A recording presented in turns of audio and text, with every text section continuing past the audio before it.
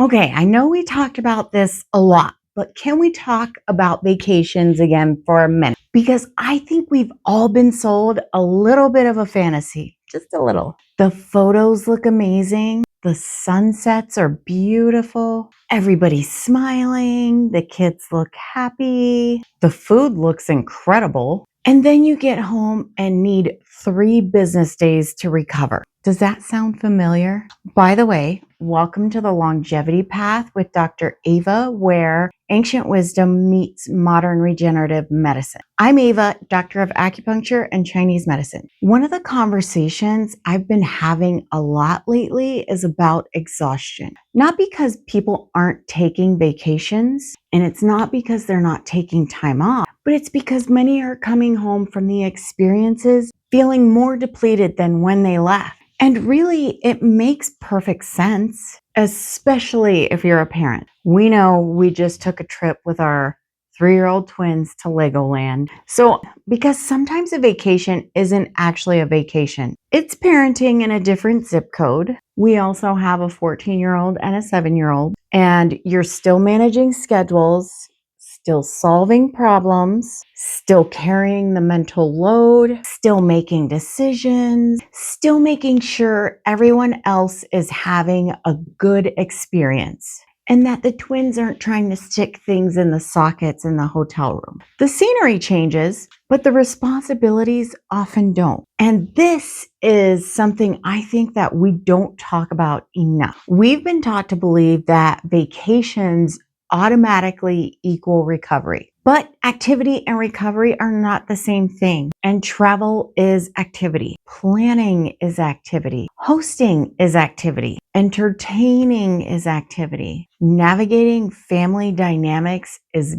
definitely activity. Recovery is something different. Recovery is what allows the nervous system to settle. Recovery is what replenishes what you've spent. Recovery is what restores reserve. And reserve is something I think about a lot. Because when people come into our office feeling exhausted, irritable, impatient, overwhelmed, or emotionally depleted, we often find that the issue isn't necessarily what they've been doing. It's what they're not replenishing. As you know, Chinese medicine has always understood that every season has a unique influence on us. And summer is associated with fire, especially here in Arizona when it feels like you're in a pan. But on the upside, fire is movement, connection, community, celebration, joy, activity. It's the most outward facing season of the year. And that's one of the reasons people often love summer. We're gathering, traveling, connecting, creating memories. But here's the challenge. All of those things require energy. Even joy requires energy. Even connection requires energy. Even experiences we love require energy. And if we don't account for that, we start wondering why we're so exhausted. One of the biggest misconceptions I see is that people think stress only comes from things they dislike, but your nervous system doesn't work that way.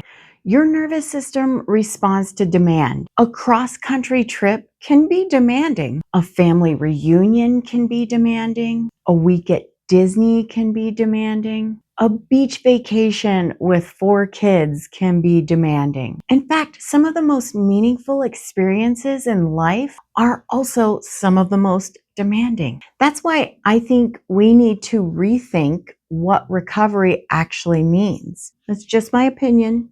Take it or leave it. But recovery isn't just taking time off work. Recovery isn't simply changing locations. Recovery isn't checking into a hotel. Recovery is creating moments where your system can settle. Moments where you don't have to perform, manage, coordinate, solve, or anticipate. And those moments are becoming increasingly rare, which is why so many people feel depleted despite doing all the things that they thought would help them feel better. And Chinese medicine offers a beautiful reminder here. Nature is always seeking balance. If you've been to our practice, you will always hear us talk about balance. Expansion requires restoration. Activity requires recovery. Movement requires stillness. Summer itself teaches this lesson. The sun rises, the day expands, the energy moves outward, but eventually the sun sets, the body rests, and guess what? The cycle resets. Human beings are no different. We are also a part of this cycle. We were never designed to be in constant output. Yet many people spend their summers exactly that way. Just go, go, go. More plans, more trips, more events, more commitments, more memories. And then we wonder why we're losing patience. Not patience, people, but patience, our capacity for things. Why we're sleeping poorly, why we feel emotionally reactive, why we need another vacation after the vacation. Maybe the answer isn't that you're doing summer wrong. Maybe the answer is that you've confused activity with restoration. Maybe you've been expecting recovery from something that was actually asking for energy. That's not failure, that's awareness. And awareness changes everything. Because once you understand where your energy is going, you can begin replenishing it intentionally. You can create moments of quiet, moments of stillness, moments of reflection, moments where your nervous system doesn't have a job to do. And that's often where healing begins. So if you found yourself feeling exhausted this summer, despite all the fun, all the travel, and all the experiences, I just want you to know that it makes sense. Maybe your body isn't broken. Maybe your body is simply keeping score. And maybe the question worth asking isn't, why am I so tired?